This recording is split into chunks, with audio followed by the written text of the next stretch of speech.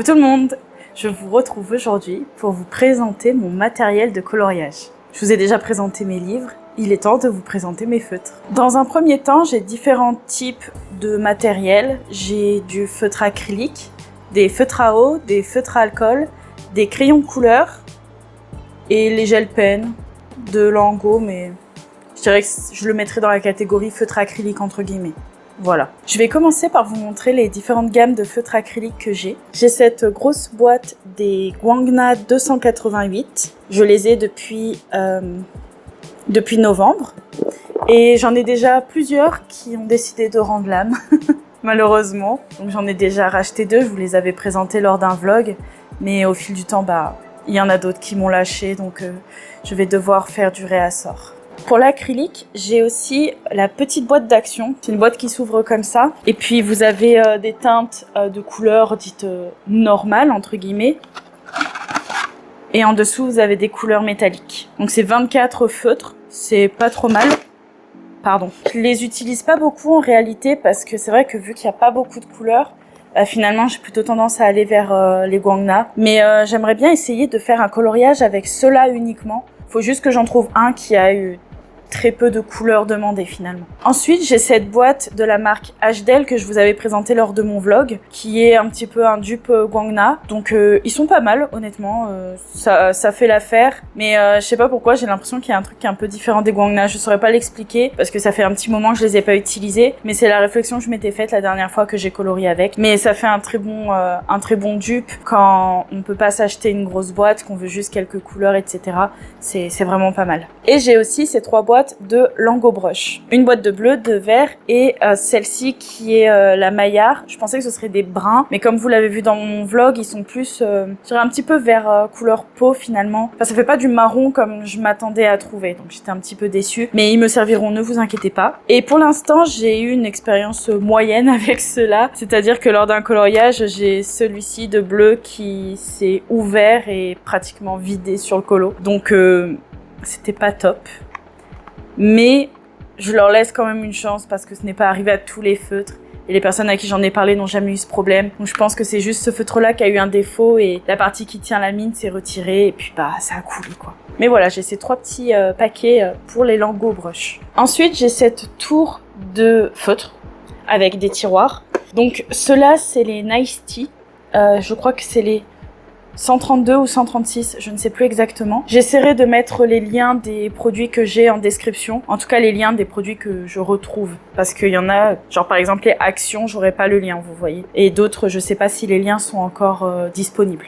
Donc ici, pour cela, c'est les pointes 07, un peu comme les Touliards. Et c'est différents types. Donc il y a les néons, il y a les pailletés, les pastels, métalliques, ce qu'ils disent classique et Morandi. Ce sont ces pointes-là. Vous voyez, en plastique, qui donne vraiment cet effet comme les Touliards, si je me trompe pas. Ils ont aussi cette pointe plastique. J'oublie quelque chose. Je vous les ai présentés récemment, mais j'ai aussi ceux-là comme acrylique, les pointes 1 mm de Guangna. Cette panoplie de 168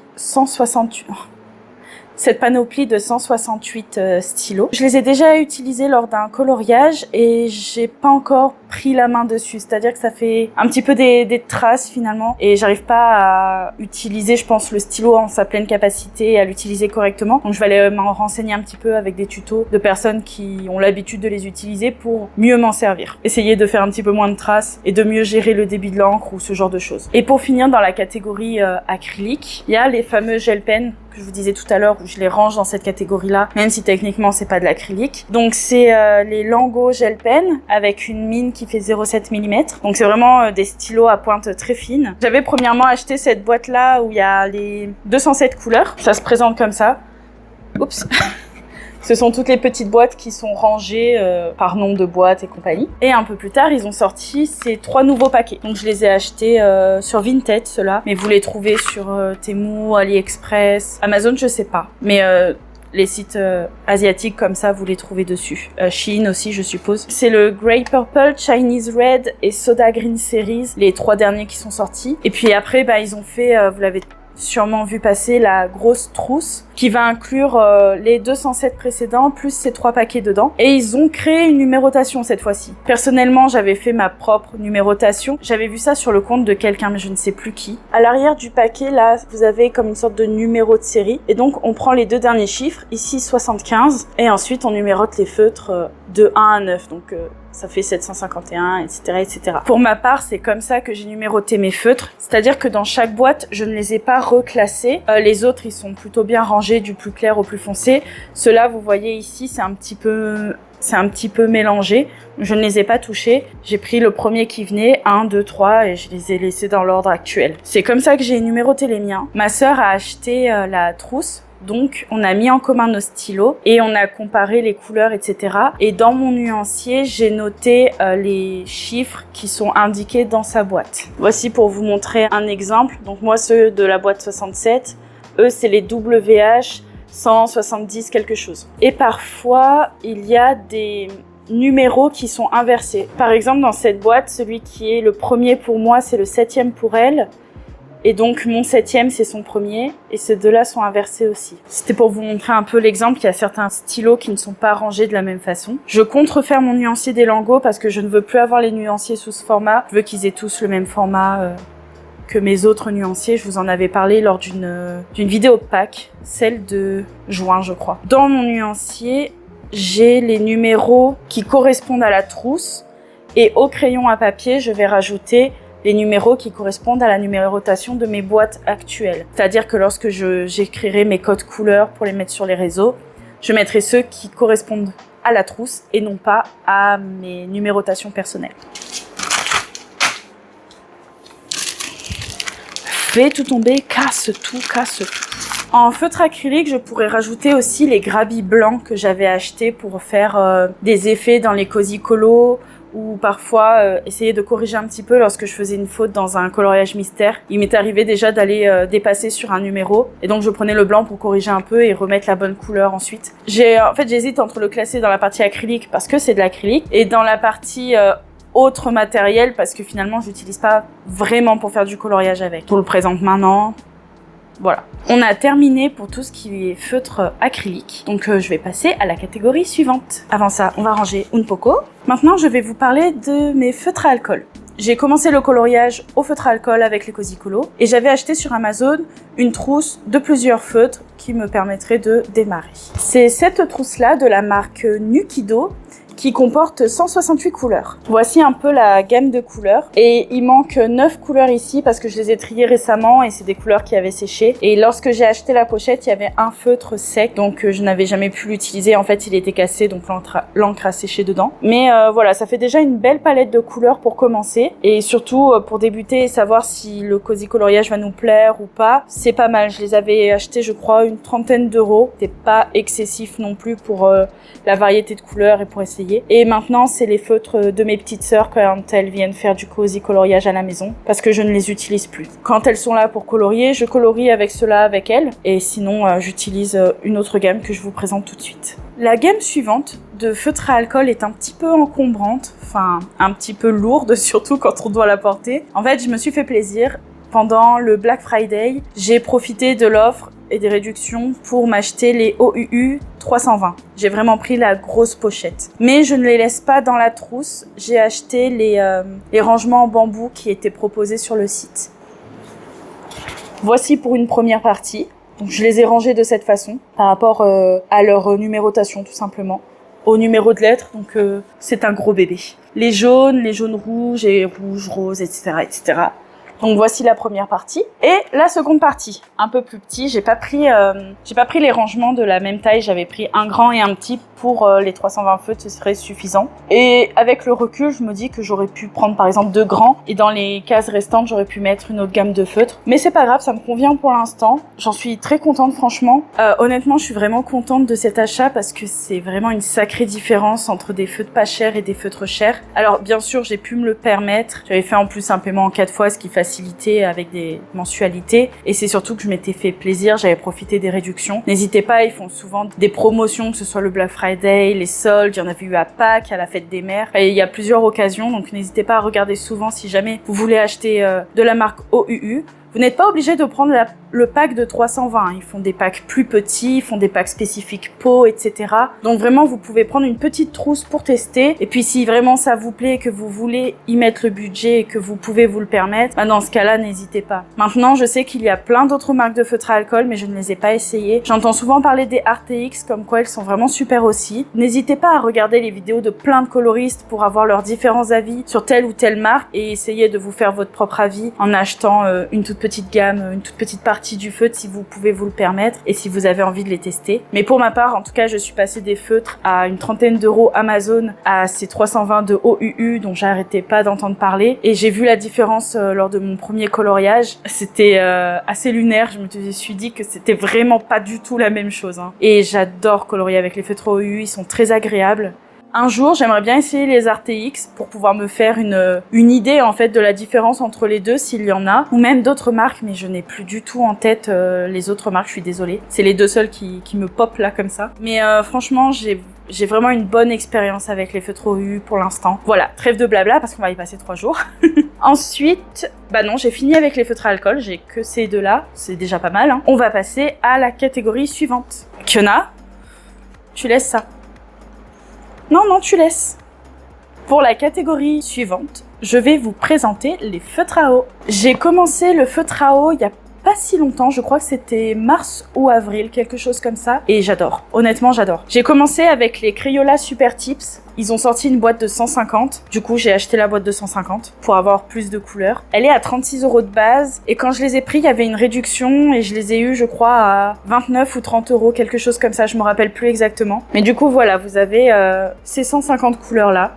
Donc pour l'instant, je n'ai pas de trousse ou quoi que ce soit pour les ranger à l'intérieur. Donc je les ai laissées dans la boîte. Je les ai classées moi-même et numérotées avec mon étiqueteuse. Donc j'ai imprimé des petites étiquettes comme ça. Et je me dis que je les ai un petit peu mal triées. Quand je regarde mon nuancier, des fois, il y a des couleurs qui aurait pu être ailleurs. Mais ça, c'est le risque de faire le nuancier soi-même et seul, parce que je me dis que quand on est plusieurs, on peut en discuter et se dire « Ah, cette couleur, je la verrais bien là, etc. etc. » Mais bon, c'est pas grave, c'est numéroté, le nuancier est fait, on va les garder comme ça. Et c'est pas non plus super gênant, enfin, j'ai juste à regarder mon nuancier pour voir où sont les couleurs et compagnie. Donc, j'en suis très contente, j'aime beaucoup. Alors, je vous ai pas montré, je vais prendre Ballot Rouge. Les Crayola Super Tips ont ce genre de mine-là. Donc c'est des mines coniques. Elles sont plutôt agréables pour colorier. J'aime beaucoup. J'ai complété la gamme des Crayola en achetant les couleurs pastel. Donc ici on en a 20. De même, je n'ai pas de trousse ou de boîte spéciale pour les ranger. Donc elles sont restées dans leur boîte d'origine. Et ici j'ai complété,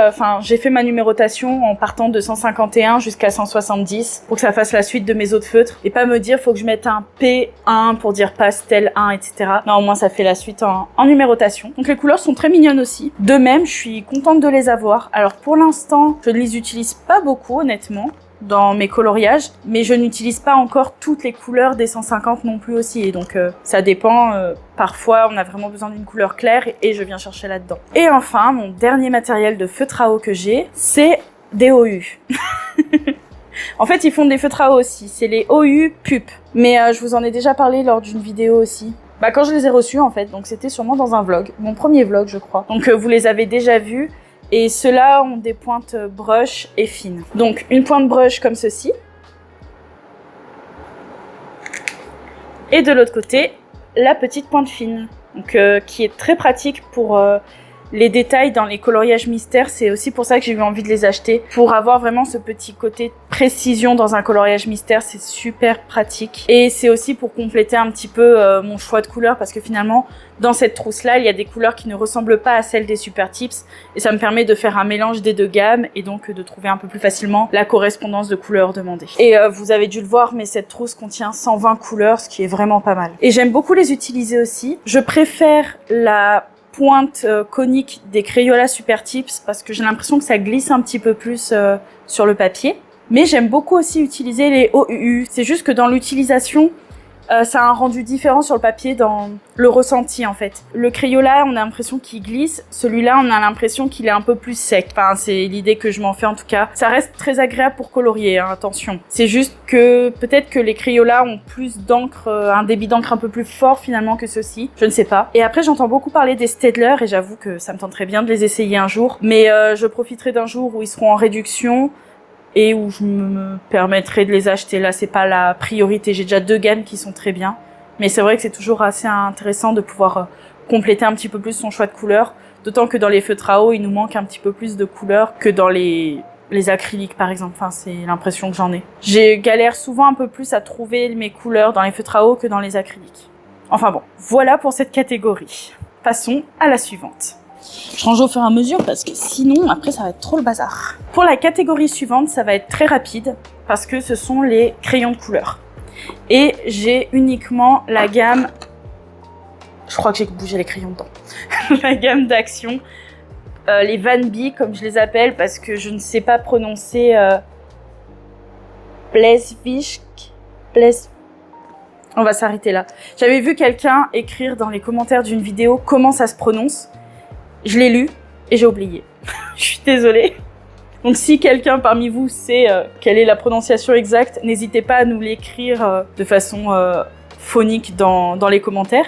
Mais je les appellerai toujours les Van B parce que c'est plus simple. Ça donne un côté classe aussi, je trouve. Donc c'est 120 crayons de couleur que j'ai bel et bien bougé. Attendez.